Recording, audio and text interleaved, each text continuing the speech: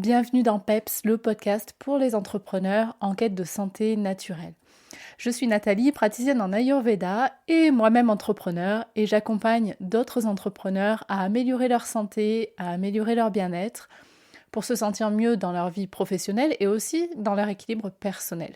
Chaque semaine, je vais te partager ici dans ce podcast des points de vue, des conseils, des questionnements autour de la connaissance de soi, de l'hygiène de vie et de l'alimentation pour t'aider à t'épanouir dans ton quotidien d'entrepreneur. Alors si tu apprécies ce podcast, n'oublie pas de mettre une note sur ton application de podcast favorite et tu peux également venir me retrouver sur Instagram sur mon compte Nat Ayurveda.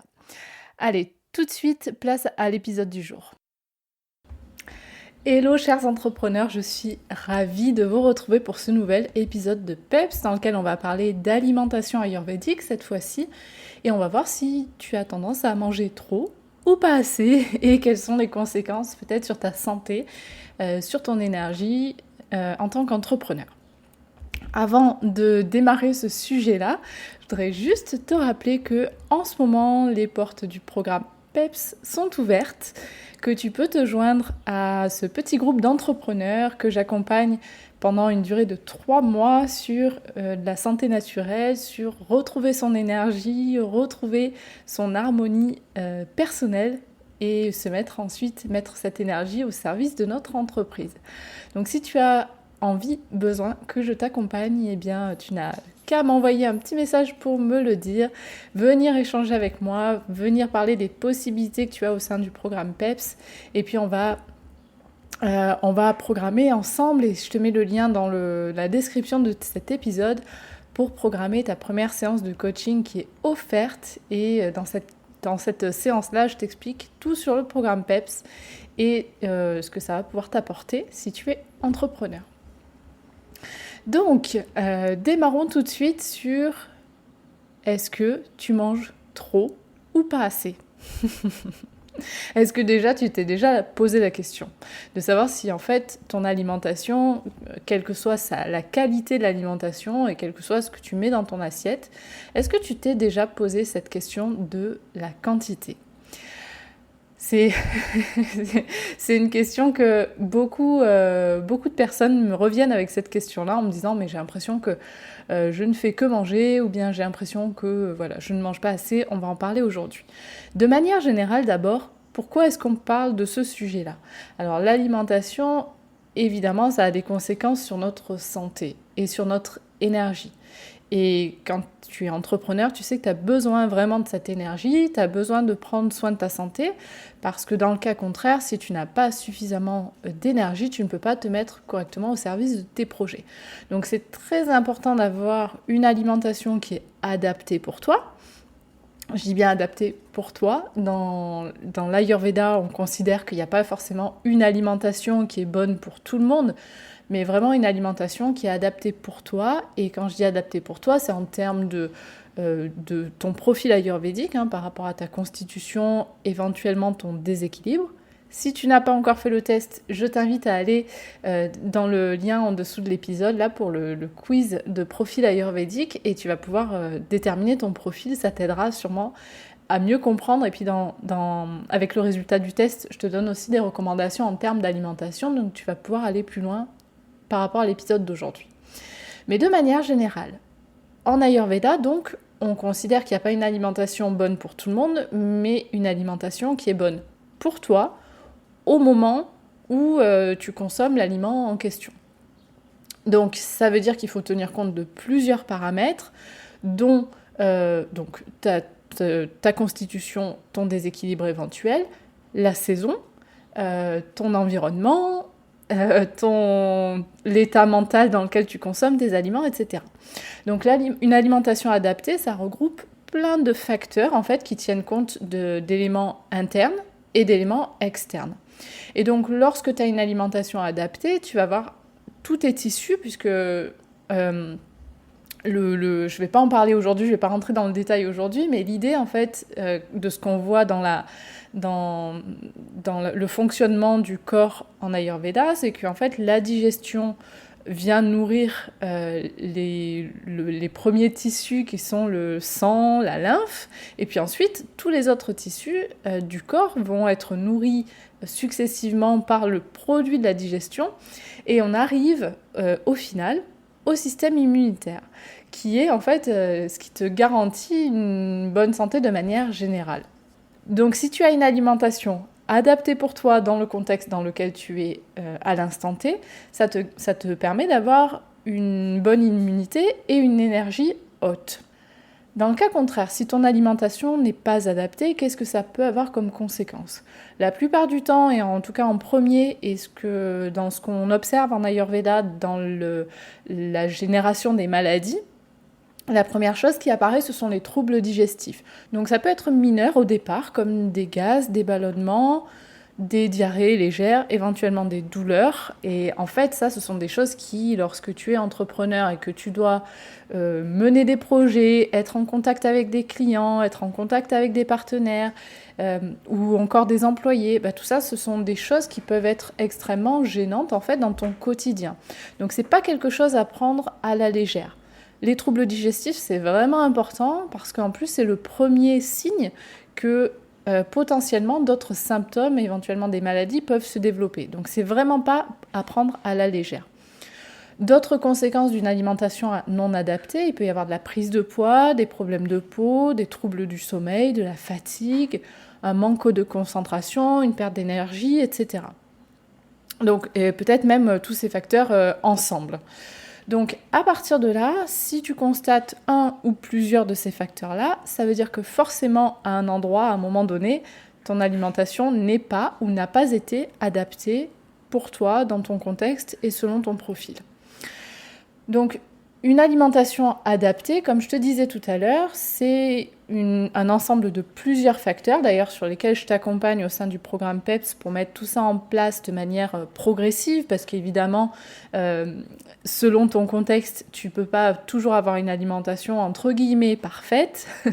Je mets des gros guillemets parce que l'alimentation parfaite, déjà tout est relatif et puis c'est assez compliqué vraiment à mettre en place. Mais voilà, une alimentation entre guillemets parfaite, donc je disais, ça tient compte d'une multiplicité de facteurs dont la quantité fait partie. Donc c'est pour ça qu'on en parle aujourd'hui aussi, parce que c'est l'un des facteurs qui va faire en sorte que tu puisses avoir une alimentation appropriée pour toi. Et quand on parle de quantité, c'est-à-dire que tu peux avoir très bien une assiette entre guillemets parfaite pour toi. Eh bien, si cette assiette est très bien pour toi, correspond à tes besoins, etc., mais que tu manges trop peu ou trop, eh bien, dans les deux cas, ça va avoir des conséquences, même si les aliments que tu consommes sont adaptés pour toi. Donc, tu peux avoir envie de manger healthy, sain, bio, de saison, local, etc. Mais en fait, si tu manges trop ou pas assez, eh bien, ça aura des conséquences quand même. Donc, c'est un facteur à prendre en compte. Bon, spoiler alerte, on mange quand même souvent trop et en plus sans s'en rendre compte. Et la plupart des gens aujourd'hui, et quand je regarde ce qui se passe au niveau de mes clientes, la plupart du temps, c'est une tendance à manger trop. Alors pourquoi ? Parce que aussi, on a quand même aussi beaucoup de choses disponibles dans la culture, dans la société moderne. On a beaucoup d'aliments disponibles. Donc c'est devenu comme un phénomène de société de trop manger. Mais je vais quand même aborder les deux parties aujourd'hui. Je vais aborder le fait de trop manger et le fait de ne pas assez manger, parce que ça arrive quand même aussi. Donc, la première chose, c'est le fait de trop manger, et particulièrement de manger, parce qu'il y a plein de façons de trop manger, mais une des façons de trop manger, c'est en tout cas ce qui nuit à ton système digestif, c'est de manger quand tu n'as pas faim. Parce qu'en fait, si on se parle de trop manger ou pas assez manger, tout est relatif. Et avec quoi il faut le mettre en relation ? Il faut le mettre en relation avec la puissance de ton appétit. Quand on parle de la puissance de l'appétit, on parle de Agni, le feu digestif. Agni, c'est un terme sanskrit qui désigne le feu digestif. C'est littéralement, en fait, ce qui dégage de la chaleur, ce qui brûle au niveau de ton système digestif et qui va permettre de transformer les aliments. Et en fait, on n'est pas tous égaux face à la puissance de notre Agni. C'est-à-dire qu'en fonction de ton type ayurvédique, en fonction de ton profil, en fonction de ta constitution, éventuellement de ton déséquilibre, tu peux avoir un feu digestif qui est plutôt irrégulier, ça c'est pour les profils Vata, ou alors qui va être plutôt fort pour les profils Pitta, ou alors qui va être plutôt faible pour les profils de type Kapha. Et donc en fait, quand on se parle de trop manger ou pas assez manger, finalement, c'est très relatif, c'est-à-dire que tu ne peux pas juger de la quantité d'une assiette sans savoir qui consomme cette assiette-là. Donc en fait, c'est vraiment à mettre en lien avec la sensation de faim. Et c'est ça qui est très important pour savoir si tu as tendance à trop manger, c'est est-ce que tu as tendance à manger quand tu n'as pas faim ou quand tu n'as plus faim. Donc ça, c'est la vraie question à se poser. Est-ce que tu as tendance à manger quand tu n'as pas faim ou quand tu n'as plus faim? Je te laisse un instant pour te poser cette question-là, réfléchir un petit peu à la réponse. Normalement, si c'est le cas, la réponse, elle vient vite. Alors, quels sont les types de comportements en fait, qui enclenchent ça, qui enclenchent le fait de manger quand tu n'as pas faim? Le comportement principal et que je vois chez beaucoup de mes clientes, et particulièrement chez les entrepreneurs, c'est les grignotages. Et oui, les fameux grignotages, parce qu'en fait, on a peut-être un mode de vie irrégulier, on a peut-être aussi du stress, on a peut-être aussi des émotions qui viennent faire qu'en fait, on va avoir des compensations avec la nourriture. Ça m'est beaucoup arrivé, donc si c'est ton cas, on pourra en parler ensemble. Et les grignotages, en fait, ils sont soit, la plupart du temps, c'est une réponse émotionnelle, et puis ça peut être aussi, en fait, juste par habitude, par mauvaise habitude, entre guillemets, de manger, en fait, entre les repas. D'autant que pour les personnes qui travaillent chez elles, en fait, on a souvent de la nourriture disponible, donc c'est très facile en fait d'ouvrir un placard, de grignoter parce que juste voilà, je passe devant ou parce que je viens compenser émotionnellement. Donc le grignotage, en fait, c'est une forme de comportement et c'est une forme de manger quand tu n'as pas faim qui génère donc des conséquences dont on va parler après.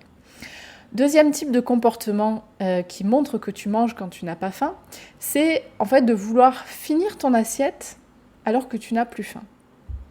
Est-ce que ça t'est déjà arrivé? Finir ton assiette alors que tu n'as plus faim. Alors soit parce que tu as peur de gaspiller et tu te dis bah non, je voudrais pas jeter de la nourriture à la poubelle. Alors moi souvent je réponds aux clientes à qui ça arrive, c'est qu'en fait si tu manges quand tu n'as pas faim, quand tu n'as plus faim, la nourriture que tu vas consommer ne pourra pas être digérée par ton système digestif. Donc, c'est le même gaspillage, voire pire, parce qu'après on va parler des conséquences, que si tu le jetais à la poubelle. Ok ? Voilà. Donc, finir ton assiette quand tu n'as plus faim, c'est un signe qu'en fait tu as tendance à trop manger par rapport à ton appétit. Un autre signe, c'est de prendre des repas, voire même des repas parfois copieux, alors que tu n'as déjà pas faim avant de commencer à manger. Et ça, c'est le cas de beaucoup, notamment au petit déjeuner, parce qu'on a entendu que culturellement, enfin en tout cas on a été éduqué avec il faut absolument partir avec un petit déjeuner, tu peux pas partir avec le ventre vide, il faut un petit déjeuner pour tenir ton énergie toute la journée, etc. Alors c'est vrai pour certaines personnes, et si d'ailleurs tu sens que tu as faim au petit déjeuner, bah évidemment la question n'est pas là, il faut manger quand on a faim. En revanche, prendre un petit déjeuner alors que ton système digestif, ton Agni n'est pas prêt le matin, particulièrement là c'est pour les personnes de type Kapha qui en général n'ont pas du tout faim le matin et ont tendance à se forcer à prendre un petit déjeuner. Donc ça, c'est encore un comportement qui montre que tu manges trop, en fait, par rapport à ton appétit. Et puis, il pourrait y avoir d'autres comportements, d'ailleurs, il y en a peut-être certains qui te viennent en tête. En tout cas, c'est les principaux, là, que j'ai tendance à remarquer chez la plupart des personnes que j'accompagne. Alors, quelles sont les conséquences de tout ça? De trop manger, de manger quand tu n'as pas faim. La première conséquence, c'est qu'en fait, ça va venir créer de la congestion au niveau du système digestif. Qu'est-ce qu'on appelle de la congestion? C'est qu'en fait, lorsque tu consommes de la nourriture, ton système digestif doit faire le tri entre ce qui va être assimilé et qui va servir de nutriment en fait pour nourrir tous les tissus du corps. Donc ce qui doit être assimilé, ce qui doit être éliminé, donc ça va être éliminé sous forme d'urine, de sel, de transpiration. Et puis ensuite, ce qui reste, donc c'est vraiment un calcul mathématique, hein. Tu prends ce que tu manges, ce que ton organisme est capable d'assimiler, ce que ton organisme est capable d'assimiler, et ensuite, il est censé rester 0. Sauf que si tu manges quand tu n'as pas faim, ça veut dire que ton organisme n'a pas terminé d'éliminer le repas précédent. Et donc, ça veut dire qu'il y a déjà un surplus, en fait.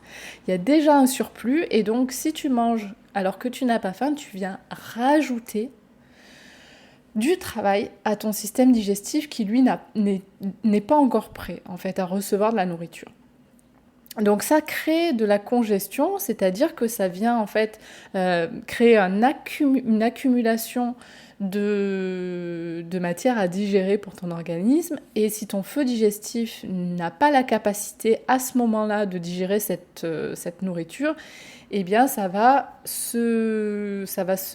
potentiellement en fait générer des blocages au niveau de la digestion et potentiellement aussi générer des toxines qui sont en fait, je te parlais de l'opération mathématique là avec un reste à 0 normalement, et en fait lorsque la nourriture s'accumule, eh bien elle va venir générer également, alors ça peut être de la prise de poids, ça c'est très, très souvent le cas, et ou une accumulation de toxines qui sont en fait les matières non digérées qui vont être un peu comme en stagnation au niveau de ton système digestif et qui viennent ensuite potentiellement créer des inflammations, des difficultés au niveau de ton système digestif et également de tous les autres tissus.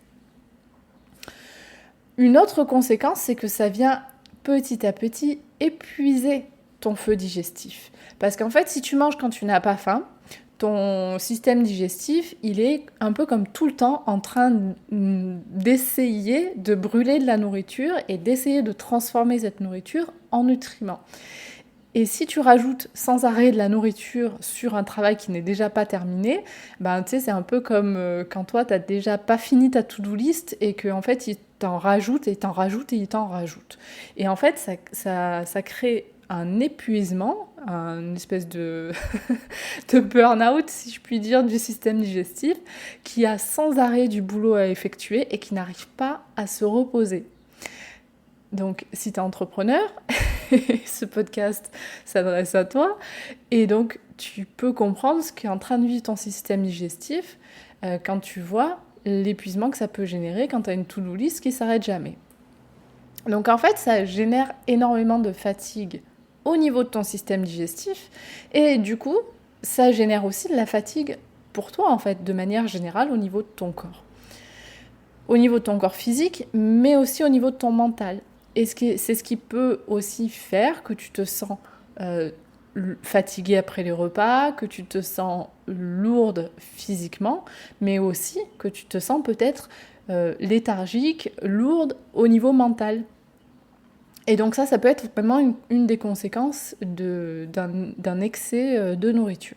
Et puis bien entendu, je l'ai mentionné tout à l'heure aussi, il y a la prise de poids et puis toutes les conséquences secondaires de l'accumulation des toxines, qui peut être les inflammations, les irritations, les douleurs, etc.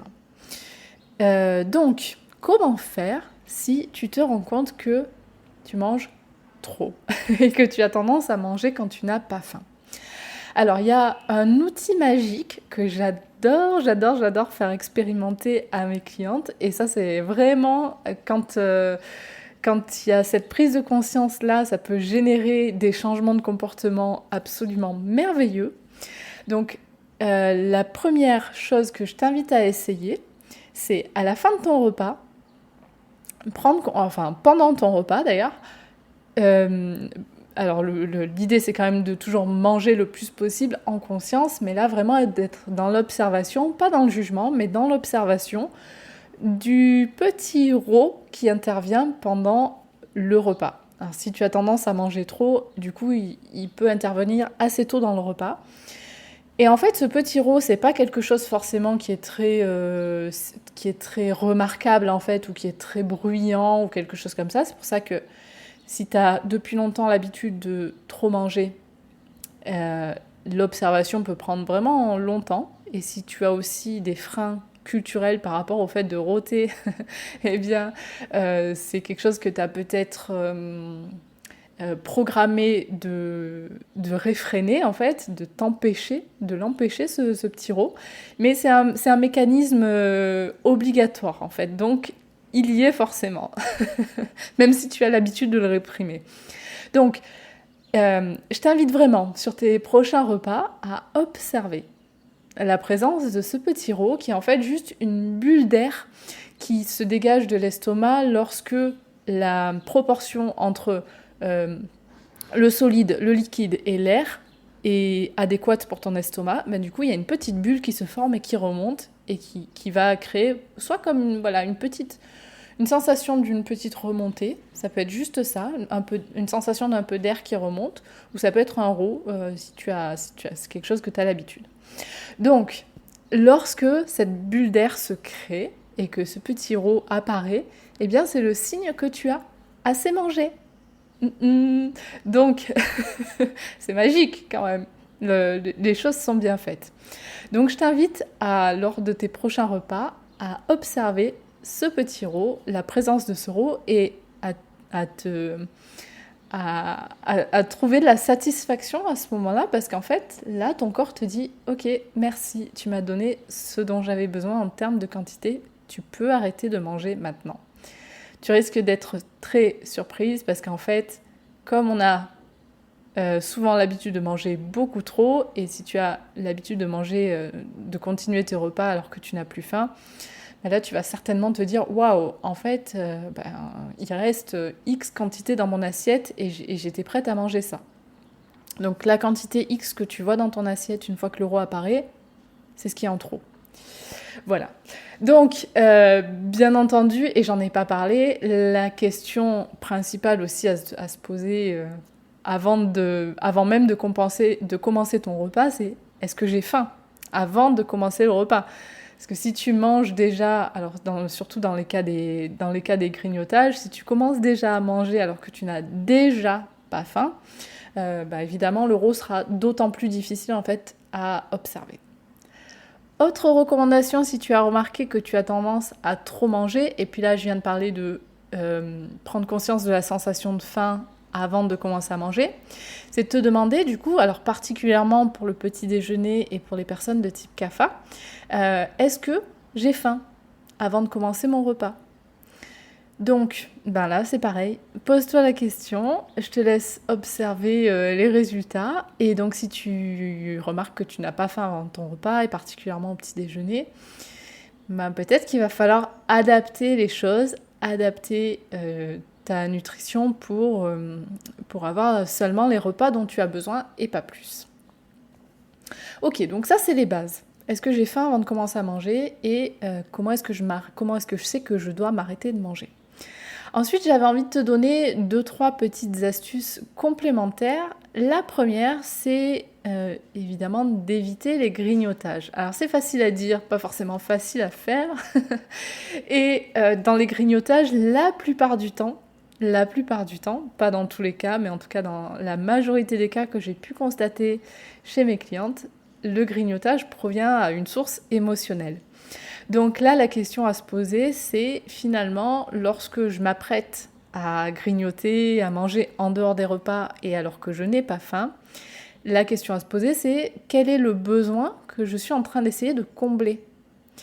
Est-ce que là, en fait, je me sens stressée et puis ce petit biscuit ou morceau de chocolat ou bonbon va m'aider à apaiser mon stress ? Ok. Est-ce que je me sens frustrée parce que les choses ne se passent pas comme je le souhaite et donc je vais compenser avec une sucrerie, un bout de fromage, j'en sais rien, ce avec quoi tu as tendance à grignoter. Voilà, donc comment est-ce que je me sens à ce moment-là, au moment où je vais essayer de compenser avec la nourriture. Et donc voilà, identifier en fait l'émotion qui est associée. Et l'autre question c'est, ok, comment est-ce que je pourrais répondre en fait à ce besoin-là, au besoin à ce besoin émotionnel, comment est-ce que je pourrais y répondre d'une manière qui serait plus pertinente pour moi, qui serait plus écologique pour moi. La question est ouverte, bien entendu, et ça c'est une des choses sur lesquelles on travaille aussi dans le programme PEPS, parce que la plupart du temps, ce genre de comportement alimentaire nécessite en fait d'avoir une prise de recul et d'avoir une mise en perspective de ton comportement. Donc si tu sens que tu as besoin d'être accompagné par rapport à ça, fais-le moi savoir, et puis comme ça je te parlerai de ce que je peux faire pour toi. Un autre petit tips, ce serait en fait lors des repas, de manger la saveur douce en premier. Alors on n'a pas forcément l'habitude de ça. La saveur douce, qu'est-ce que c'est ? Alors ce sont les sucres, les sucres même naturels en fait. Alors si tu as tendance à manger des desserts, et bien du coup il vaut mieux peut-être les manger au début du repas. Alors ça c'est culturellement on n'a pas l'habitude du tout. On finit toujours, on finit souvent notre repas par un dessert et pourtant en fait cette saveur douce elle vient bloquer, elle vient en fait gêner la digestion si tu la consommes en dernier. Donc si tu as tendance à manger des desserts, eh bien, écoute, il vaut mieux en manger une petite part en entrée, au début de ton repas, et puis ensuite enchaîner sur le reste du repas. Et puis la saveur douce, c'est aussi tout ce qui est céréales et légumes racines, et ça tu peux manger ça en premier du coup dans ton repas, pour que ça vienne vraiment t'assurer en fait les besoins nutritionnels et sans gêner la digestion à la fin du repas. Évidemment, dans le programme PEPS, je t'accompagne aussi sur ça pour que tu puisses avoir une répartition de tes repas qui soit adéquate par rapport à tes besoins. Et enfin, pour éviter de trop manger, je t'invite aussi à faire attention à la qualité de tes repas le soir particulièrement, parce que le soir c'est aussi un moment où ensuite il faut s'assurer de laisser suffisamment d'espace, temps à notre digestion pour pouvoir bien digérer et ne pas aller se coucher le ventre surchargé. Donc le fait de pouvoir manger notamment végétarien le soir, voire végétalien, c'est quelque chose qui peut beaucoup aider en fait à décongestionner ton système digestif si tu te rends compte que ça fait X temps que tu manges au-delà de ta sensation de faim. Donc voilà, adopter une alimentation la plus possible végétarienne, mais particulièrement le soir, ça c'est vraiment quelque chose qui peut beaucoup t'aider. Donc voilà par rapport à tout ça, au fait de manger en trop grande quantité par rapport à ta sensation de faim. Si tu te rends compte que c'est ton cas et que tu as besoin d'échanger avec moi par rapport à ça, fais-le moi savoir. Ensuite, je voulais rapidement quand même aborder le fait de ne pas manger quand tu as faim. Et là, du coup, c'est ne pas assez manger en fait par rapport à ta quantité, par rapport à ton feu digestif, à ton agni. Donc, là, sur quel type de comportement on est ? C'est l'inverse, c'est-à-dire que ton feu digestif est prêt, ton corps t'envoie des signaux en te disant « warning, j'ai besoin de nourriture » et ces signaux, pour des raisons conscientes ou inconscientes, tu vas les supprimer et décider de ne pas manger alors que ton corps te réclame de la nourriture. Donc là, concrètement, en termes de comportement, et ce que je vois le plus, ce sont soit des entrepreneurs qui vont avoir tendance à sauter des repas, c'est-à-dire même de manière consciente ou inconsciente, c'est-à-dire soit sauter des repas parce que en fait tu n'as pas le temps, tu penses que tu n'as pas le temps, soit carrément oublier de manger. Et ça arrive très souvent chez les personnes de type Vata qui vont être beaucoup en fait dans le mental et qui vont avoir tendance à supprimer les signaux du corps. Donc là, c'est carrément oublier de manger parce que je suis occupée, parce que j'étais à fond dans une tâche. Ça arrive au Vata, ça, et ça arrive au Pitta aussi, qui vont être tellement concentrés et actifs dans une tâche qu'en fait, ils ne se rendent pas compte qu'ils ont faim. Alors, chez les personnes de type Vata, en fait, le fait de ne pas se rendre compte qu'on a faim, ça peut durer très longtemps. Ça peut être parce que la sensation de faim est irrégulière chez les Vata par nature. Chez les personnes de type Pitta, ce qui peut arriver comme comportement, c'est d'oublier de manger parce qu'on est dans une tâche importante et qu'on est très concentré. Et puis tout à coup, dès que la tâche s'arrête, là, le corps s'embrase en fait, le feu digestif explose et là il faut manger tout de suite et ça devient de l'urgence vitale parce que le feu digestif est très fort. Donc pareil, je te parlerai des conséquences, ça a des conséquences quand même assez importantes. Un autre type de comportement que je vois chez beaucoup d'entrepreneurs, c'est de se priver volontairement de manger en fait à cause de la gestion du temps ou la gestion des clients. Alors pour les personnes qui, par exemple, j'ai déjà vu ce cas-là, pour des personnes qui ont une activité d'entrepreneur avec des clients, par exemple en présentiel ou en boutique, ça arrive très souvent en fait de se dire bah non en fait je saute mon repas du déjeuner parce que je suis juste occupée avec mes clients et à ce moment-là je ne peux pas en fait me permettre d'être en train de manger. Donc ça arrive. Et puis également, ce qui arrive aussi, c'est chez les professions libérales, en fait, qui ont peut-être parfois des horaires décalés, qui commencent tôt le matin ou qui finissent tard le soir. C'est en fait d'avoir cette espèce d'irrégularité, en fait, de volontairement sauter des repas, ce qui crée une irrégularité dans la prise d'aliments, qui peut être tantôt tôt le matin, tantôt tard le soir, etc. Donc les conséquences de tout ça, que ce soit le fait de sauter des repas ou de se priver de manger ou d'avoir une alimentation irrégulière, et du coup tout ça revient à ne pas manger en fait alors que tu as faim. Alors les conséquences de tout ça, c'est qu'en fait ça va premièrement créer de l'irrégularité au niveau du système digestif et une certaine forme d'anxiété en fait de ton feu digestif qui n'arrive pas à prévoir la quantité d'alimentation qu'il va pouvoir consommer et qu'il va devoir gérer. C'est un peu comme quand tu es entrepreneur, avoir une irrégularité au niveau de ton emploi du temps. En fait, tu sais, si tu as des rendez-vous qui tombent à n'importe quelle heure, que tu ne les as pas anticipés, que tu n'es pas capable de savoir si tu vas faire une semaine de 15 heures ou une semaine de 50 heures, si tu n'es pas capable de savoir à quel moment sont tes entrées, tes flux en fait de travail, et bien ça tu vois, ça génère en fait une forme d'anxiété parce que tu es comme un peu tout le temps à flux tendu et tout le temps dans l'expectative en fait de est-ce que je vais avoir, est-ce que je vais pas avoir.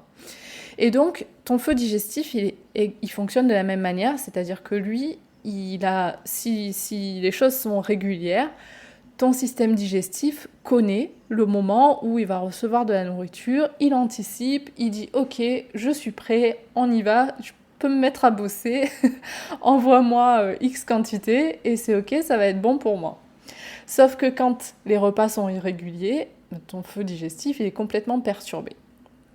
Donc cette irrégularité, cette anxiété-là du feu digestif, c'est déjà un problème, parce que ça vient générer en fait des comportements de la part du système digestif qui ne sont pas adéquats en fait. C'est-à-dire que ton système digestif ne sait plus à quel moment il doit transformer les aliments, etc. et comment il doit le faire.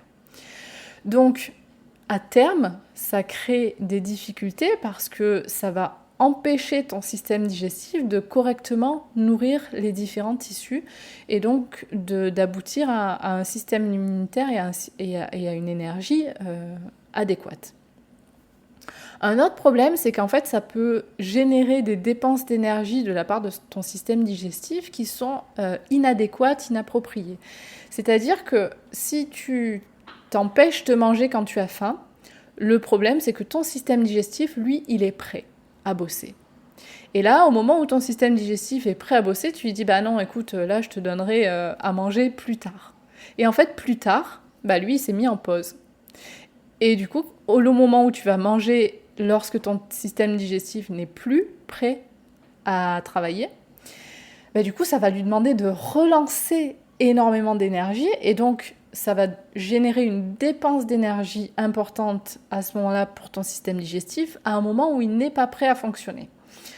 Donc, si ton système digestif n'est pas prêt à fonctionner, eh bien, bah on revient aux conséquences dont je t'avais parlé tout à l'heure, qui est qu'en fait, le traitement de la nourriture ne va pas pouvoir se faire de manière adéquate.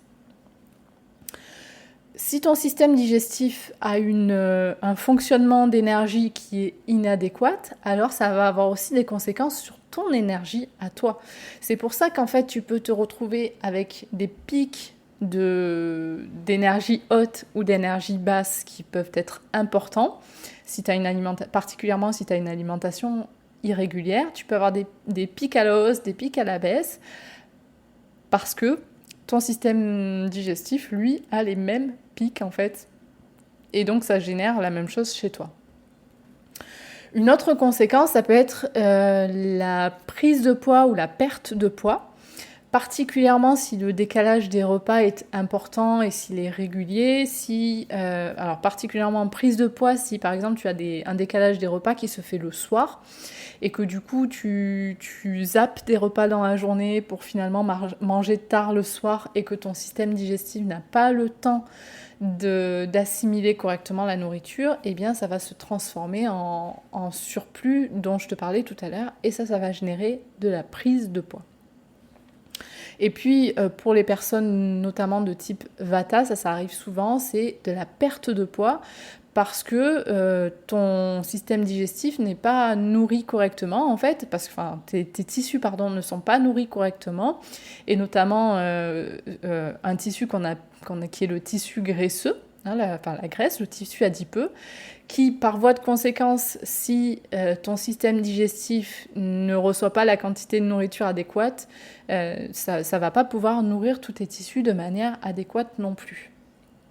Donc ça, ce sont les conséquences principales. Il y en a, et au niveau des comportements et au niveau des conséquences, j'ai cité les choses principales, mais bien entendu, il peut y avoir, au cas par cas, des conséquences autres. Alors, comment faire si tu as remarqué que tu ne manges pas assez, ou que tu as tendance à ne pas manger quand tu as faim ? La première chose que je t'invite à faire dans ces cas-là, c'est de planifier tes repas. Parce que le fait de ne pas planifier, ça génère que tu vas devoir en fait au dernier moment, au jour le jour, etc. Avoir des idées de création de repas, prendre du temps pour faire ton repas, peut-être faire des courses au jour le jour, etc. Des choses que tu n'as pas anticipées. Et ça génère beaucoup de stress, de charge mentale, et du coup, peut-être que parfois, pour éviter ce stress, tu vas dire « Ah bah écoute, non, bah là finalement, je vais pas manger, ou je vais manger vite fait ce que je trouve. » Et donc, le fait de planifier tes repas, ça veut pas forcément dire cuisiner à l'avance. La méthode du batch cooking, qui est très à la mode, n'est pas forcément recommandée en Ayurveda, parce que l'idée, c'est quand même de manger le plus possible frais, et de cuisiner au jour le jour quand c'est possible. Mais évidemment, on s'adapte. Mais en tout cas, au moins la planification, ça te permet d'éliminer la charge mentale, de faire en sorte que tu aies suffisamment de provisions en fait, pour pouvoir savoir que tu as la nourriture disponible pour pouvoir cuisiner. Et donc d'être rassuré, en fait, d'avoir comme une forme d'assurance que c'est ok pour toi, les repas sont planifiés, tu sais ce que tu vas manger, etc. Donc ça, c'est quelque chose sur lequel j'accompagne aussi dans le programme PEPS, la planification des repas, en fonction de tes besoins et aussi en fonction de ton environnement et de tes contraintes. Parce qu'évidemment, on ne planifie pas de la même manière, en tout cas on ne planifie pas la même chose ou le même type de repas pour un entrepreneur qui est aussi maman de 4 enfants et qui est entrepreneur à domicile, ou bien on ne planifie pas la même chose pour une entrepreneur qui est esthéticienne par exemple, à son compte en boutique et qui mange à la boutique. Donc c'est vraiment, il faut tenir compte de ce qui est possible pour toi et avoir un fonctionnement qui est le plus facile pour toi pour pouvoir te permettre justement d'éviter de sauter des repas et de pouvoir manger au moment où tu as faim. Alors de mon côté, ce que je fais, alors je le fais pas ces dernières semaines étant donné que j'étais sur le chemin de Compostelle et puis que là je suis à Toulouse dans des conditions un peu particulières, mais en tout cas, ce que j'ai l'habitude de faire, c'est le dimanche soir de planifier ma semaine professionnelle, de planifier, de regarder ce que j'ai comme rendez-vous, de faire mes to-do list au jour le jour, de planifier vraiment toute ma semaine, mes tâches, etc. Et aussi de planifier les repas. Et donc ça permet en fait juste de mettre un cadre, en fait, de se dire ok, bon voilà, j'ai envie de manger ça dans la semaine, je le pose à peu près aux jours qui correspondent et aux repas qui correspondent, et puis ensuite je fais ma liste de courses avec ça, et après je me fous la paix. Voilà. Et donc en fait, ce qui n'empêche pas ensuite dans la semaine de changer d'avis ou de se dire tiens finalement on se fait tel ou tel truc, ou bien tiens là en fait je me rends compte que j'ai envie de manger autre chose, etc. C'est ok, ça n'empêche pas. Mais voilà, la planification en tout cas amène beaucoup de sérénité par rapport à ça. Une autre chose que je te recommande si tu as tendance à oublier de manger ou ne pas manger quand tu as faim ou ne pas assez manger, c'est vraiment d'être attentif à ta sensation de faim. Alors, être attentive à ta sensation de faim, qu'est-ce que ça veut dire ? Ça veut dire être disponible mentalement aussi, en tout cas avoir des moments dans lesquels tu peux juste prendre une petite pause et te demander ok, est-ce que c'est ok pour moi ? Est-ce que j'ai faim ? Est-ce que j'ai pas faim ? Est-ce que c'est le moment de manger, de passer à table ou pas ? Et en fait, le truc, c'est que plus ton cerveau et plus ton mental est occupé, plus ton mental est trop occupé, entre guillemets, et moins tu vas être attentive aux signaux corporels. Donc en fait, il faut t'assurer que tu laisses de la place pour avoir cette attention du corps et pour pouvoir ressentir en fait lorsque ton corps t'envoie des signaux de faim. Ce qui n'est pas toujours évident, ça je te l'accorde, et le plus tu vas faire des pauses dans ta journée de travail et avoir des petits moments pour toi, pour te recentrer sur tes ressentis, et au plus tu vas être capable d'être attentive à ta sensation de faim. Et si jamais, et c'est mon dernier conseil pour cet épisode-là, si tu as tendance à oublier de manger, tu peux aussi te mettre un timer et un timer aux heures de repas en fait que tu as sélectionné pour toi et que tu penses être les plus pertinentes pour toi. Mettre un timer et te dire voilà, là c'est l'heure du repas, quoi qu'il se passe. Et là il y a un petit travail en amont pour organiser ton agenda. Mais quoi qu'il se passe, lorsque le timer sonne, tu arrêtes ce que tu es en train de faire et tu te prépares, en fait, tu vas préparer ton repas, voilà, il y a tout ça qui doit rentrer en jeu, mais préparer ton repas, te mettre à table, etc. Mais mettre un timer pour ne pas oublier de manger et surtout t'autoriser à arrêter ce que tu étais en train de faire et à mettre la priorité sur te donner à ton corps l'alimentation dont il a besoin. Parce que n'oublie pas qu'à terme, si tu manges, que ce soit trop en quantité ou pas assez par rapport à tes besoins, n'oublie pas qu'à terme, en fait, tu risques d'endommager ton corps, que ce soit sur le plan physique, sur le plan mental, ou sur le plan mental d'ailleurs. Et que donc ça, potentiellement, ça peut t'empêcher de mener les choses comme tu as envie de les mener et de prendre soin de ton entreprise. Donc, c'est d'abord de faire la priorité sur toi, te nourrir correctement par rapport à tes besoins, faire attention à la qualité et donc la quantité de ton alimentation, c'est de ce dont on a parlé aujourd'hui, pour te garantir d'être en bonne santé personnelle et pour pouvoir mettre toute ton énergie au service de ton entreprise. Parce que si tu es devenu entrepreneur, c'est parce que tu as à cœur de développer ton entreprise et que donc ta santé personnelle, c'est un atout pour ton entreprise. Voilà ce que j'avais à te partager aujourd'hui dans cet épisode. J'espère que ça t'aura plu. Si tu as besoin de retrouver les différents liens dont je t'ai parlé dans cet épisode, tu vas les trouver dans la description. En général, sur les plateformes, c'est en dessous de l'épisode. Et puis, tu vas pouvoir retrouver donc, le lien vers le quiz pour pouvoir consulter ton profil ayurvédique. Et tu vas retrouver aussi le lien vers la séance de coaching offerte si tu as envie de te joindre au programme PEPS. C'est la première étape pour venir discuter avec moi. Évidemment, tu me retrouves aussi sur Instagram, sur mon profil Nat Ayurveda, N-A-T-H, Ayurveda, A-Y-U-R-V-E-D-A. Voilà pour tout ça pour aujourd'hui. Je te souhaite une merveilleuse semaine et je te dis à la semaine prochaine dans un nouvel épisode de PEPS. Prends bien soin de toi. Prends bien soin de ta santé, n'oublie pas de te faire passer en priorité. À bientôt.